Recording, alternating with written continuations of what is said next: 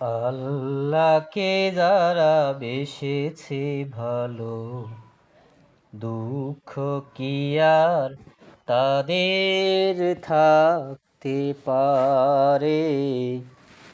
হতাশা কি আর তাদের থাকতে পারে? যারা লয়েছে মুখে কোরআনের বাণী, লয়েছে মুখে কোরআনের বাণী, হতাশা কি আর তাদের থাকতে পারে? দুঃখ কি আর তাদের থাকতে পারে? সামনে বাড়ালো পাজারায়াস, নতুন পৃথিবী গড়তে।